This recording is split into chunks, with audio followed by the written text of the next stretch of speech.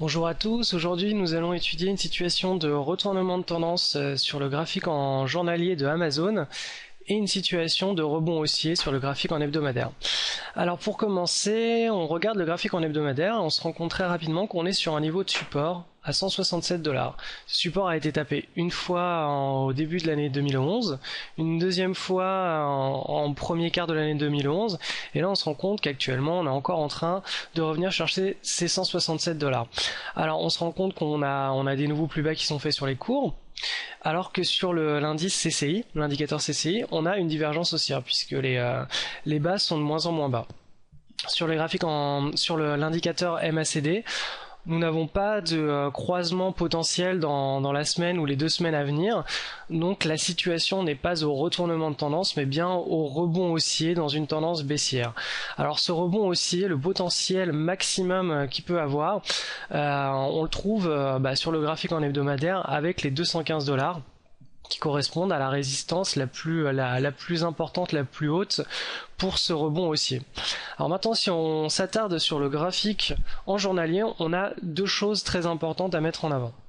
On a tout d'abord une figure en biseau descendant sur plusieurs mois, donc depuis le mois d'octobre, on a cette figure hop, comme ça, qui nous fait des fluctuations de moins en moins importantes, mais vers le bas. Et donc cette figure, elle a été cassée à la hausse le 3 janvier 2012 sur le support des 167$. Ça signifie que on a une situation de retournement de tendance sur notre graphique en journalier.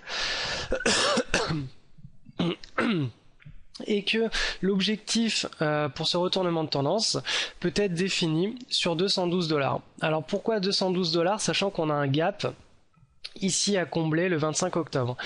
Alors le gap à combler, il est à combler sur 227$. Or, on a vu que sur notre graphique en hebdomadaire, on avait une résistance identifiée à 215$. Donc les 227$ sont dans cette analyse technique trop éloignés, trop excessifs pour mettre un scénario de rebond ou de retournement de tendance jusqu'aux 227$.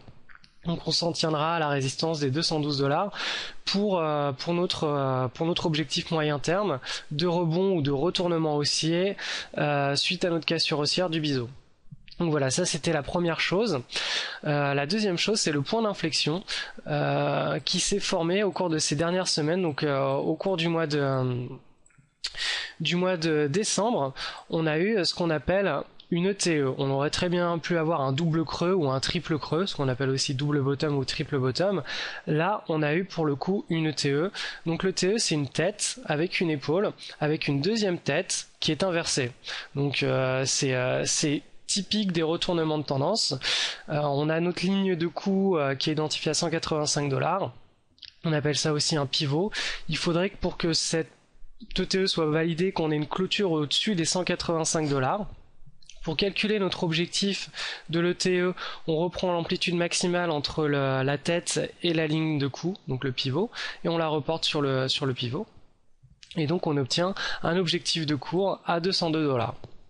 Donc voilà, là, si on récapitule, on a un objectif à court terme identifié à 202$ si notre ETE est cassé à la hausse, et un objectif à 212$ pour la cassure de notre biseau descendant. On peut aussi se rendre compte qu'on a une divergence haussière sur le CCI et sur le MACD, alors que les cours sont en train d'effectuer des nouveaux plus bas sur notre graphique en journalier. Donc voilà, on a une analyse technique qui concourt pour un retournement de tendance en journalier avec un objectif à 202 et puis 212$, alors que sur notre graphique en hebdomadaire, on a une anticipation de rebond haussier au sein d'une tendance haussière. On n'est pas dans un scénario de retournement de tendance.